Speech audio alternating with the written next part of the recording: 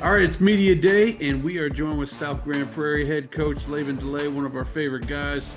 We're talking IHSS. I know we played 10 games, and you're worried about those 10 games, but the way history is, talk about that Lake Highlands first playoff game, because it seems like you play them every single year. No, I'm just kidding Yeah, about that. It does seem to yeah, work out that no, way, you're doesn't it? right. It does. Over the last, even before I got here, they were matched up with them. So I think we've met them 3 years now, and we took two of the three the last few times that we've matched up against them. But they do a great job over there. I was at Richardson High School for a while, so I saw firsthand what type of kids, what type of community, what type of program they run, and now they got a new guy at the helm. He went down and became the athletic director at Highland Park, but I think that things won't slow down for him. I think that I don't know if we'll match up again in the playoffs. I can't predict that. Like you said, I'm worried about game one right now. Exactly. Um, It's just but wild how that whole it is thing unique. always ends up working out. But speaking Yep. about game one and the first 10 games, but you got a lot of things have changed in this 8-6A. You lose a legend over there. Bob Wager's moving on. Do you guys feel like this is our time to attack that district title, or you kind of feel that every single year? No, I think that we're in the hunt every single Yeah. year, to be honest. Now, Bob leaving, Coach Wager leaving, a lot of respect for what he's done. We were great friends before he took over that Martin job. But, Chad Reeves, Coach Reeves has been with them, and that staff's been all together for 15, 17 years, something ridiculous. So I think that they're going to keep on going. I have a lot of respect for Chad, Coach Reeves, and they've got a lot of kids coming back. I mean, they got a quarterback, running back, I think 4 offensive linemen. So they're going to be. You got to respect them because they're the district champs, and we will do that. Well, we're talking about your Warriors. You got a significant bunch of players coming back. You always lose some guys to graduation. One guy we are going to miss is AJ because he's former bobblehead winner. Yep. But you have an experienced quarterback coming up. Might we see things move to him tossing the ball even more? I mean, he almost got 2,000 yards last year, but see Jaden kind of toss it around even more? Or you got some Yeah, in the wings? yeah, absolutely. This is entering our third year. So Jaden's now Jaden at the time, my first year here, he played slot receiver, so he was getting acclimated to the new offense at that time. And then, like you said, he took the snaps last year, and this will be his second year at the helm. So also like Dalen Brooks is another quarterback that was a freshman that played JV for us last year, and then we moved him up for the playoffs.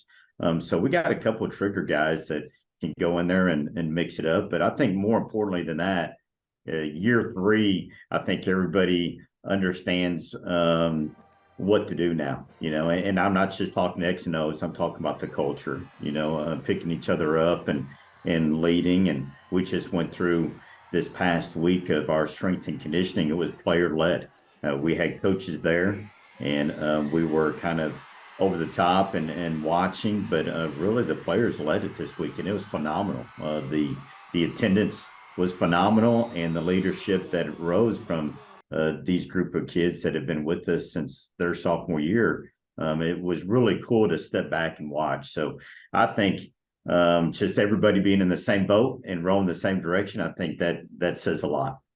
You talk about players that have left and some that are coming back, and a lot of them coming back on that defensive side of the ball. And what we know about South Grand Prairie is they get to the ball, and they get to the ball quick. And I'm specifically talking about Leo Morris. Anytime you look at a stat line and see somebody over 100 tackles, that means this guy's quick, fast like a bunny, and he's at the ball. Talk about the speed you have on defense, and particularly Leo and some of the other guys.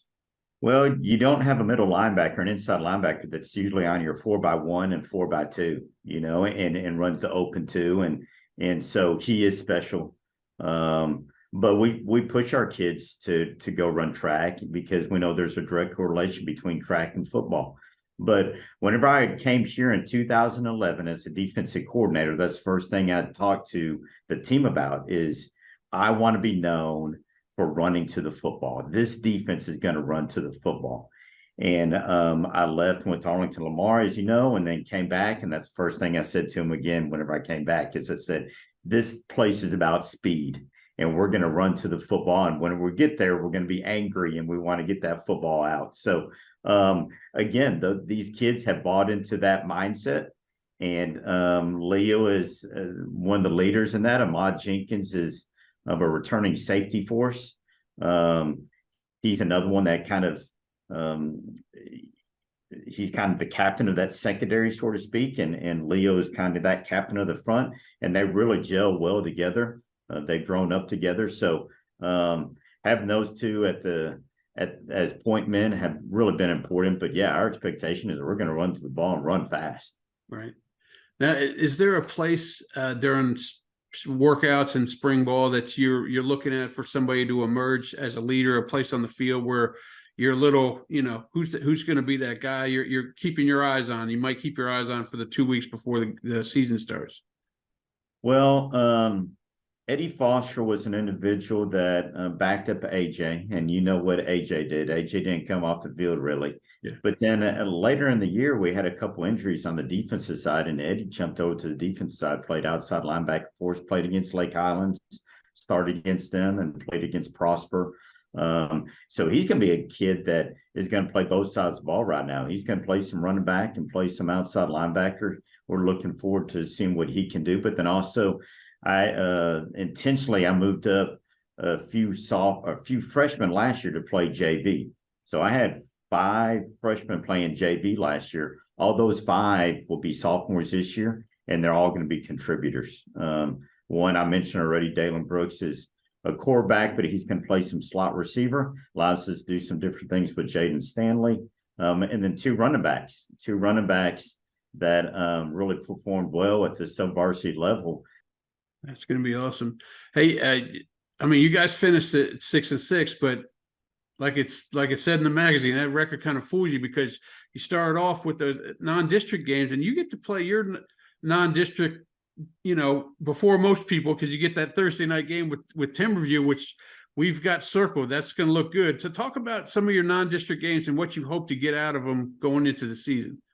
Well, our non-district is to prepare us for district. And district, we want to make a good showing in district to prepare us for playoffs. So you can go back and look at my schedule since I became a head coach at Hubbard America to Lamar America to now. I'm going to go schedule the best because I think that iron sharpens iron. And if you raise your standard to whoever you're playing, then you're going to play at that level. So, yeah, we open up with Timberview. One of my coaches told me that they're number 4 in Class 5A, and then we turn around and we got Coppell, who I think did they go 9-1 last year, 10-0? 9-1. Yeah, and made a little bit of a splash in the playoffs. And then we have Rockwall. It doesn't get any easier with Rockwall. Again, a perennial since he's taken over. They didn't miss a meeting whenever Coach Webb left. And then Mansfield High, who they had a heck of a year as well in a tough district. So that's our non-district. And then we don't have a bye until week 10. So we turn around after those first 4 really tough non-district games. We open up with Arlington Martin, the big one. And I think the casual fans saw the way you started and kind of cast you off at the beginning of the season. But I remember every week we did the podcast with Diggs, and Diggs kept saying, listen, y'all stop messing with them because they're about ready to win their last 5 games, and I wouldn't want to play them in the playoffs. And sure enough, you pulled off a win in the playoffs before you hit that red-hot Prosper team. So, yeah, I appreciate you and Diggs, but, you're right. There's a lot of people that were saying, hey, they're done. They don't have anything. But the guys in that locker room right there and the coaches, they all believe they never wavered. And that's the cool part that I'm talking about, uniting as one. They're all in the boat. They went through that hard experience, and I think that's going to pay off for us this year. It's going to be awesome. I can't wait. We're almost about a month away. So I appreciate you joining with us, Coach, and we will see you during the season. As always, I appreciate you. Thanks, man.